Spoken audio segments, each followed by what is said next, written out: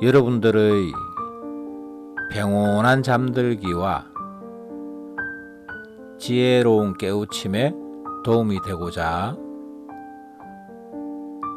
네 번째 이야기부터 여섯 번째 이야기까지 몰아보기를 만들었습니다. 잠들기 위해 편안하게 누우셨다면 온몸에 힘을 줍니다. 머리부터 발끝까지 배에 힘을 꼭 주세요. 엉덩이 쌍바위 꼴이 다칠 정도로 엉덩이에도 힘을 주시고 발끝에도 힘을 주셔서 다리가 들릴 수 있도록 있는 힘을 다 주세요. 힘을 주고 5초 정도 유지하시다가 쓰러진다는 느낌으로 몸에 있는 모든 힘을 다 빼세요. 축 늘어진 상태로 5초간 유지합니다. 이렇게 4-5번 정도 반복하시면 하품이 나오실 거예요. 그러면 잠들 준비가 되신 겁니다. 눈을 감고 재밌는 서문답 4번째부터 여섯 번째 이야기 몰아듣기를 하시면 다 끝나기 전에 잠들어 있는 상태가 될 겁니다. 자, 그럼 이야기 시작하겠습니다.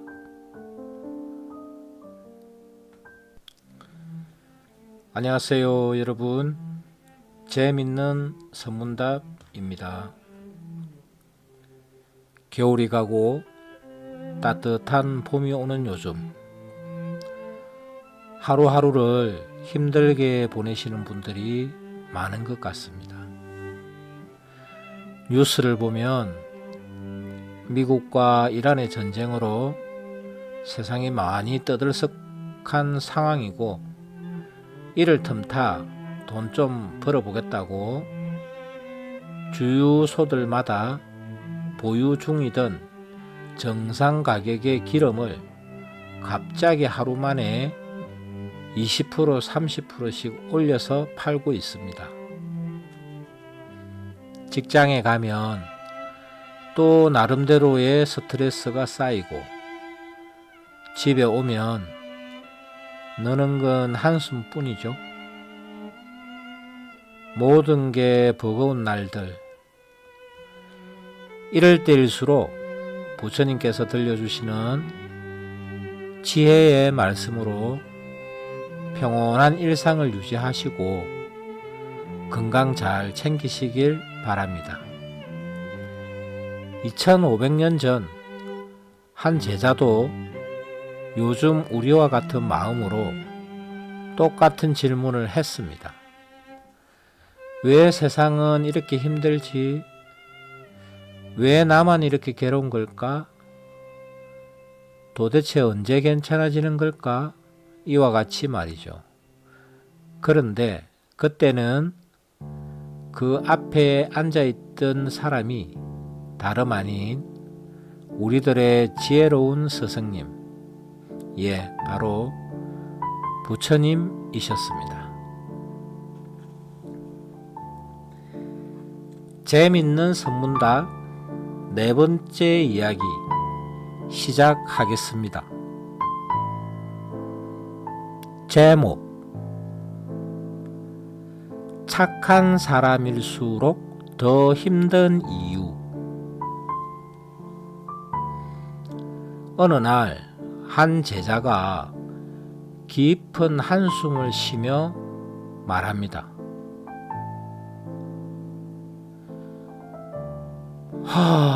부처님, 세상은 왜 이렇게 괴롭습니까? 사람들은 왜 서로 미워하고, 왜 욕심은 끝이 없고, 왜 고통은 사라지지 않습니까? 그는 분노와 슬픔이 섞인 눈으로 말합니다. 어쩌면 그는 세상의 부조리를 고발하고 있었는지도 모릅니다. 그런데 부처님은 바로 대답하지 않았습니다. 조용히 땅을 향해 손을 뻗었습니다. 흙 한 줌을 집어들어 손바닥에 올립니다. 그리고 묻습니다. 이 흙이 많으냐? 제자는 당황합니다. 아닙니다. 아주 적습니다. 그 순간 부처님은 예상치 못한 말을 합니다. 그렇다면 네가 다 들고 가거라. 제자는 이해하지 못합니다. 예? 잠깐 생각하다 다 들고 가라는 뜻을 알아차린 제자는 어떻게 이걸 다 들고 갑니까? 부처님은 말씀하셨습니다. 너는 지금 세상의 모든 괴로움을 다 들고 가려 하고 있다. 여러분, 이해되세요? 여기서 부처님께서 처음에 흙 한 줌을 손바닥 위에 놓고 이 흙이 많으냐고 물었을 때의 흙과 네가 다 들고 가라고 했을 때의 흙은 같은 흙인데 양이 다르다는 걸 눈치채셔야 됩니다. 한 줌 흙도 흙이고 산 전체를 덮고 있는 것도 흙입니다. 다 들고 가거라 하신 말씀은 흙 한 줌이 아니라 눈에 보이는 모든 흙을 다 들고 가라는 말씀입니다. 그래서 제자는 당황해서 이걸 어떻게 다 들고 갑니까? 라고 묻는 거죠. 이해되시죠? 즉, 흙을 다 들고 가지 못하듯이 세상의 모든 걱정과 괴로움도 다 들고 가지 못한다는 것을 제자에게 깨우쳐 주는 것이죠. 이 말은 냉정한 말이 아닙니다. 이건 우리를 꿰뚫는 말입니다. 이 말씀의 진정한 뜻은 내가 감당할 수 있는 것과 내가 붙잡고 있는 것을 구분하라. 이 말씀인 거죠. 세상에 일어나는 모든 고통이 내 책임입니까? 아니죠. 그러니까 내 책임도 아닌데 또 내가 통제할 수도 없는 것을 계속 붙잡고 있으면 그 무게는 점점 커집니다. 괴로움의 크기는 좋지 않은 어떤 상황의 크기가 아니라 내가 붙잡고 있는 정도에 비례합니다. 내가 내 스스로 얼마만큼 붙잡고 있는지 알아차려야 합니다. 우리는 늘 이렇게 살고 있습니다. 세상의 부당함에 분노하고 남의 말 한마디를 밤새 곱씹고 아직 오지도 않은 미래를 미리 걱정하고 모든 문제를 내 문제로 만들어 버립니다. 착하고 정의로운 사람들이 이런 경향이 더 많죠. 근데 누가 우리에게 이런 걱정과 문제들을 짊어지라고 했나요? 아무도 없어요. 그런데도 우리는 스스로 짊어집니다. 마치 우리가 다 책임져야 할 것처럼요. 그래서 언제나 어깨가 무겁습니다. 그래서 마음이 지칩니다. 생각해 보세요. 상사가 지나가는 한마디를 했을 뿐이에요. 왜 이것밖에 못했어요.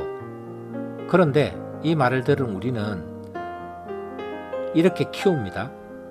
아, 나는 능력이 없나? 나는 항상 왜 인정 못 받는 사람이지?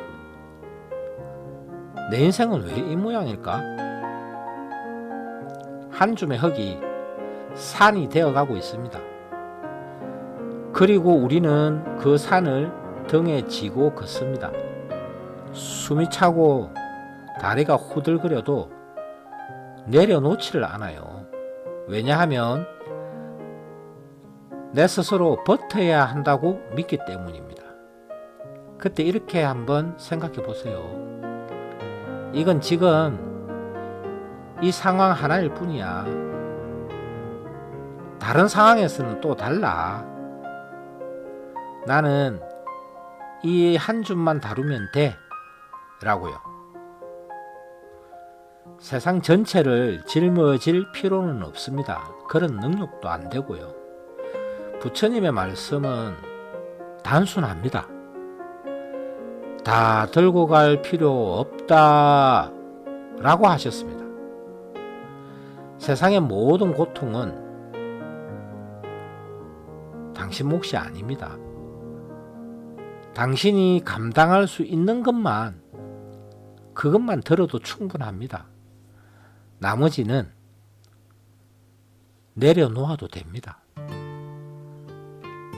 그건 도망가는 게 아니라 지혜롭다라고 합니다.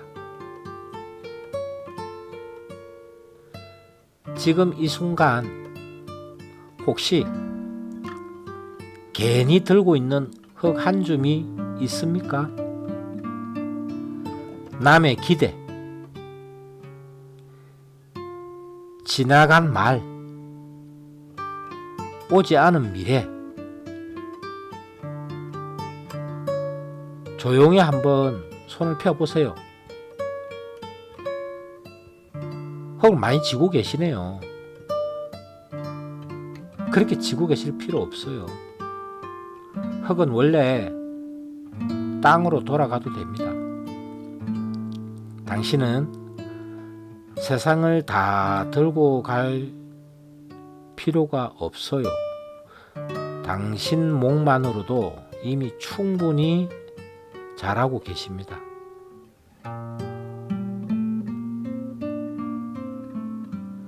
벚꽃이 활짝 피기 전에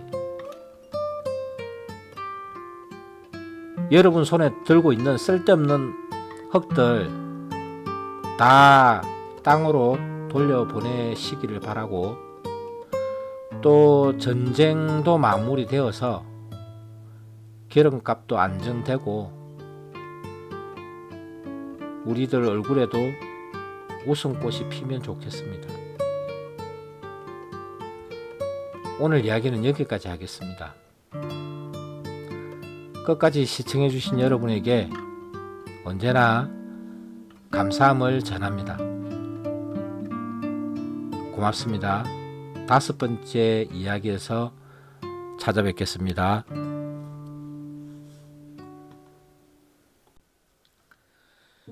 안녕하세요 여러분, 재밌는 서문답입니다. 오늘 얘기 중에 늙어간다 라는 표현이 많이 나오는데, 제가 혀가 짧은 건지 경상도 사람이라서 그런 건지 늙어간다의 널자 발음이 잘 안 되더라고요. 지금도 잘 안 되죠. 발음이 시원찮아도 너무 불쾌하지 마시고 그러려니 하고 들어주시면 고맙겠습니다. 그래, 네가 성우도 아니고 아나운서도 아닌데 그럴 수 있지 하는 마음으로 들어주세요. 연습을 많이 해도 잘 안 되네요. 어쩔 수 없는 부분이니 먼저 양해를 구합니다. 인간이라면 누구든지 예외 없이 태어나는 순간부터 늙어가다가 결국 죽습니다. 그 누구도 피할 수 없는 숙명인 거죠. 이건 인간만이 아니라 동물도 그러하고 생명이 있는 것은 예외가 없죠. 여러분 중에 연세가 중년 이상이시라면 어느 날 거울을 보다가 깜짝 놀란 적이 있으시죠? 이마에 주름이 왜 이렇게 많지? 어쭈 머리카락이 왜 이렇게 없지? 이게 정말 나야? 하고 말이죠. 우리는 분명 어제까지 젊었는데 가로 열고 착각이죠. 가로 닫고 어느 날 갑자기 늙어버린 느낌이 듭니다. 아니 느낌이 아니라 사실이죠. 물론 예외도 있죠. 연예인들처럼 보톡스도 맞고 머리도 심고 잘 관리하면 몇 년은 더 젊어 보이죠. 재미있는 서문답 5번째 이야기는 늙는다는 것의 진정한 의미인 것 같습니다. 자, 그럼 세월이 우리를 기다려주지 않듯이 저 또한 기다리지 않고 바로 시작하겠습니다. 재밌는 선문답 5번째 이야기 제목 나는 늙지 않는다. 지금으로부터 2500년 전 인도에서 한 제자가 부처님께 이렇게 묻습니다. 스승님도 늙지 않습니까? 부처님은 담담하게 말합니다. 나의 몸은 늙는다. 그러나 나라고 할 것은 없다. 아니 좀 그냥 쉽게 설명해 주시면 될 텐데 꼭 이렇게 어렵게 말씀하십니다.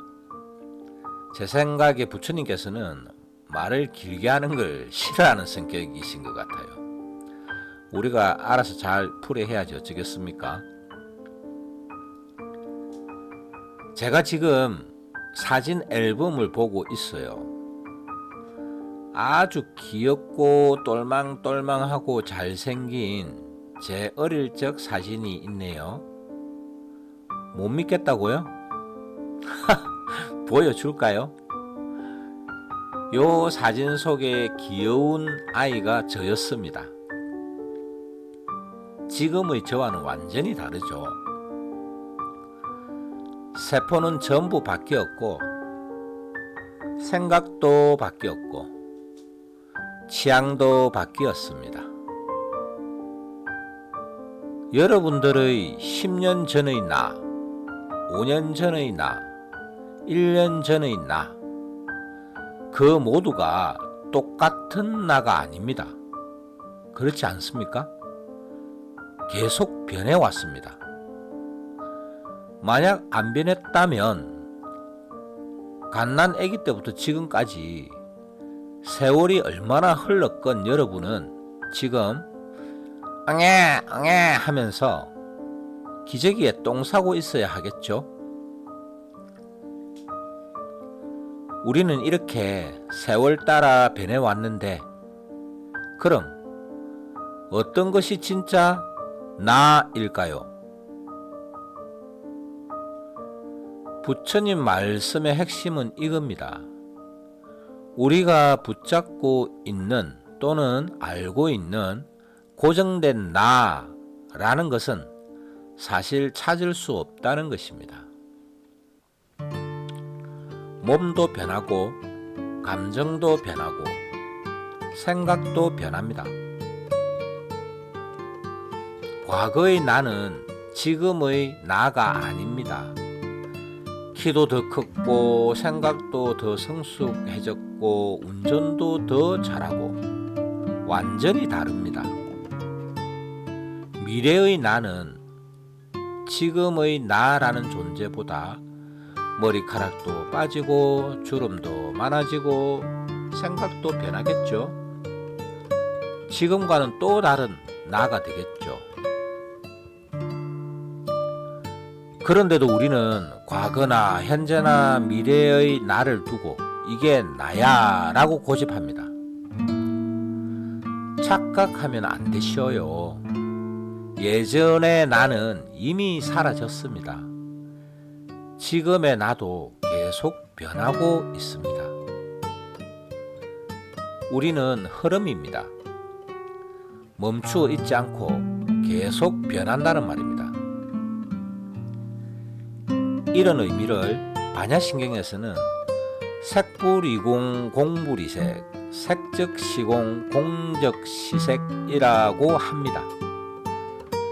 색은 물질을 뜻하고 공은 변화, 흐름을 말합니다. 그래서 직역하면 색은 공과 다르지 않고 공은 색과 다르지 않으며 색이 곧 공이요 공이 곧 색이다는 뜻입니다. 즉 모든 것은 변한다는 의미입니다. 강물은 흐르면서도 강이라고 불립니다.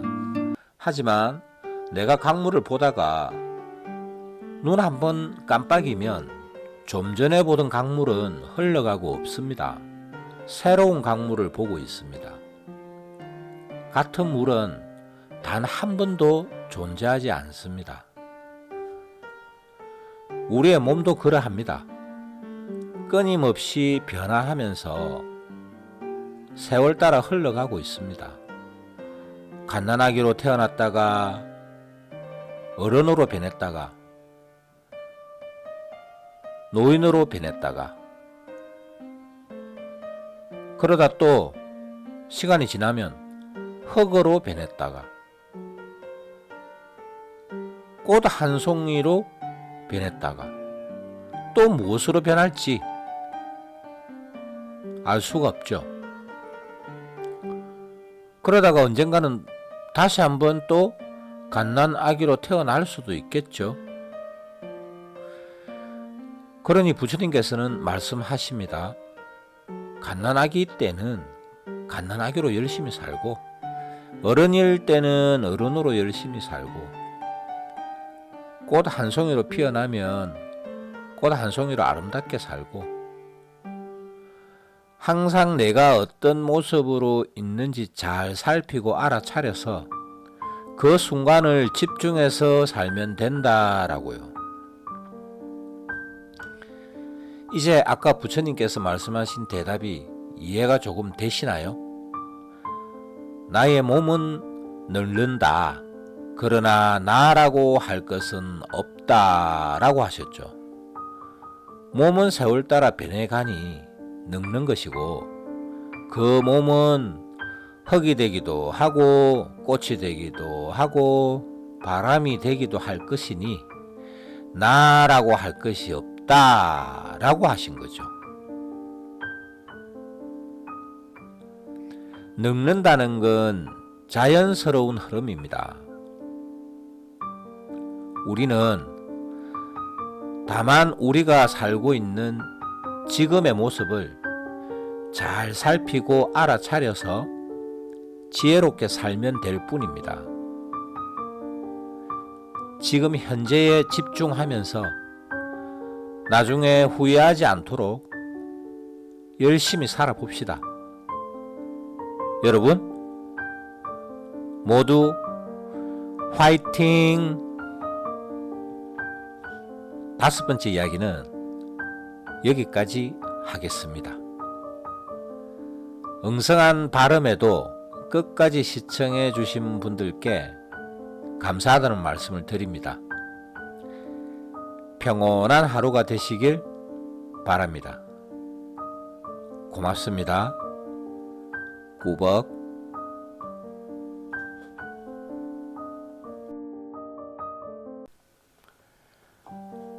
안녕하세요, 여러분. 재밌는 선문답입니다. 여러분들은 잠을 못 잘 정도로 괴롭거나 낭떠러지에 선 것 같은 절박함을 느껴본 적이 있나요? 없으시다고요? 그렇다면 아주 현명하시고 운도 좋으신 겁니다.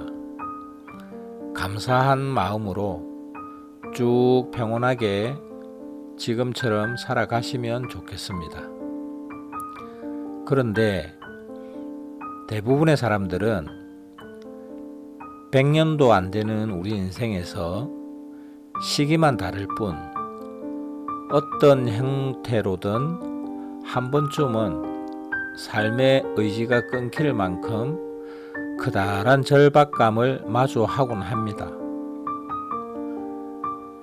그게 사랑하는 사람과의 이별일 수도 있고 경제적인 문제일 수도 있고 건강 때문일 수도 있고 인간관계의 문제일 수도 있겠죠.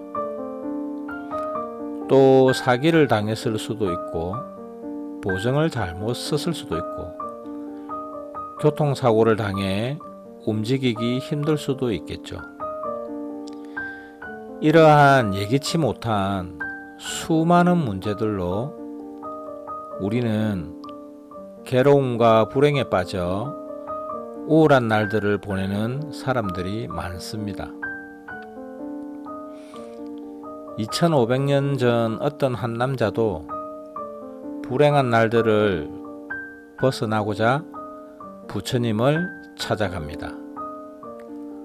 오늘은 그 남자와 부처님의 대화에 관한 내용입니다.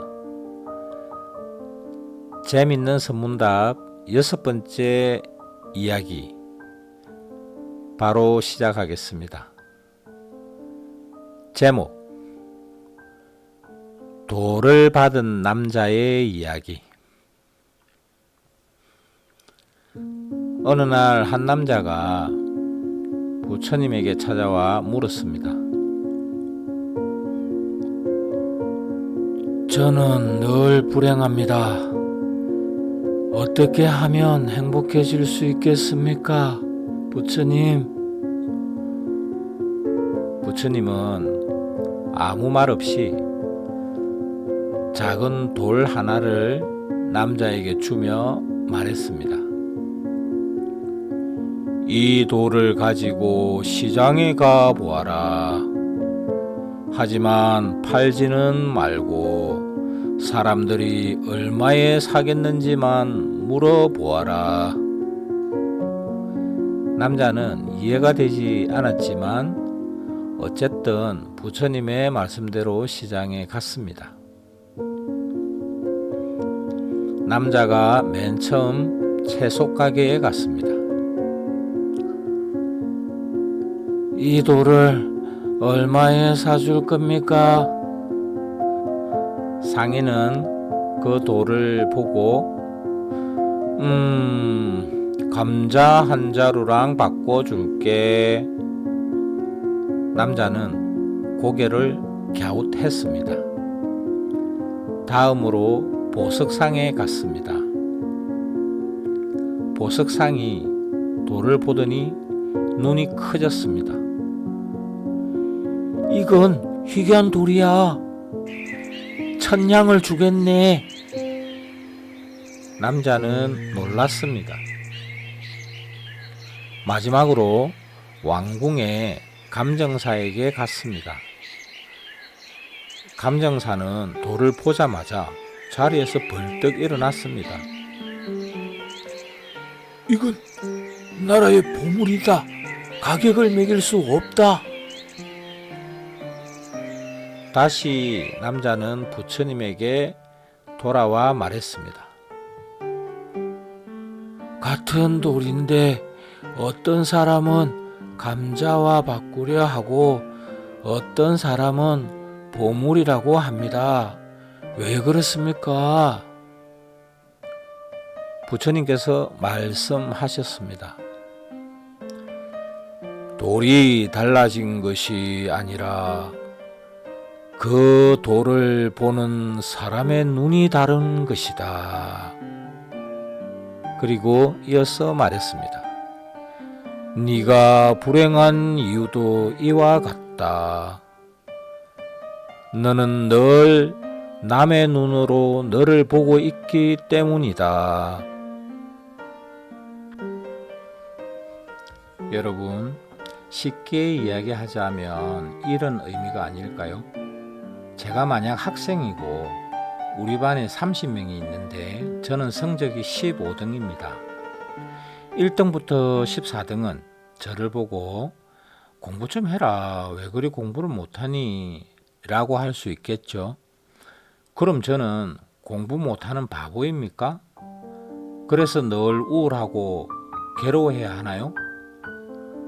그런데 16등부터 30등까지는 저를 보고 야, 머리 좋네, 어떻게 그렇게 공부를 잘해? 대단하다 라고 하면 제가 머리 좋고 대단한 사람입니까? 그래서 기분이 좋아 행복해야 합니까? 그럼 저는 저보다 등수가 높은 애들하고 있을 때는 불행하고 저보다 등수가 낮은 애들하고 있을 때는 행복하고 이런 겁니까? 왜 소중한 나의 행복과 인생이 타인에 의해 결정되어야 하나요? 나의 행복과 나의 인생, 나의 가치는 세상에서 오직 나만이 결정하는 것입니다. 이것이 부처님께서 우리에게 전하는 지혜의 말씀입니다. 잊지 마세요. 나의 가치는 오직 나만이 결정할 수 있다는 것. 이런 걸 우리는 자존감 또는 주체성이 있다고 말합니다. 심리학계의 오래된 연구 결과인데요. 행복한 삶을 사는 사람들의 공통된 사고방식 1위가 뭔 줄 아세요? 남들과의 비교보다는 자신의 삶에 집중한다 라고 합니다. 반대로 불행한 사람들의 공통된 사고방식 1위가 끊임없이 남과 비교한다 라고 합니다. 제가 처음에 언급했던 우리 삶의 예기치 못한 문제들도 자존감과 주체성을 가지고 자신의 삶에 집중하면 시간의 차이는 있겠지만 대부분 해결됩니다. 예를 들면 사랑하는 사람과의 이별이다. 이 문제에 대해서 주체성이 없는 사람은 이렇게 생각합니다. 내 인생 끝난 것 같다. 나에게 문제가 있어서 버림받은 거야. 그 사람 없이는 나는 아무것도 아니다. 나는 앞으로 다시는 사랑하기 힘들 것 같다. 또 과거의 기억을 반복하면서 스스로 고통을 키우죠. 누군가가 있어야 나는 의미가 있다. 관계가 나의 가치다. 이렇게 생각합니다. 그런데 주체성이 있는 사람들은 이렇게 생각합니다. 아프지만 인생의 한 과정이다. 관계가 끝난 것이지 내가 가치 없는 것은 아니다. 좋았던 시간은 소중하지만 서로 맞지 않았으니 어쩔 수 없지. 다시 새로운 사람과 좋은 관계를 맺어야겠다. 한 단계 성장하는 경험으로 삼아야겠다. 그리고 일에 좀 더 열심히 해야겠다. 못 만났던 친구들도 만나고 취미생활도 시작해야겠다. 내 삶이 관계보다는 훨씬 중요해. 이렇게 생각한다는 거죠. 생각에 서로 차이가 많이 납니다. 이것뿐만이 아니고 경제적인 부분도 마찬가지예요. 경제적인 문제들도 그 외에도 앞서 열거했던 모든 문제들에서 자존감과 주체성이 강한 사람은 어떻게 하든지 행복할 이유를 찾고 정면 돌파로 문제들을 해결해 갑니다. 근데 자존감과 주체성이 없는 사람은 항상 불행할 핑계를 대고 문제들을 피하기만 합니다. 그러니 문제가 해결이 안 되겠죠. 그래서 늘 우울하고 괴로워하고 그렇게 인생을 허비하고 있는 겁니다. 여러분, 소중한 우리의 인생을 남들의 헛된 말에 휘둘려서 낭비하지 맙시다. 오늘은 나의 가치를 나 스스로가 정해보는 하루가 되시길 바랍니다. 6번째 이야기는 여기까지 하겠습니다. 감사합니다. 좋은 밤 되세요.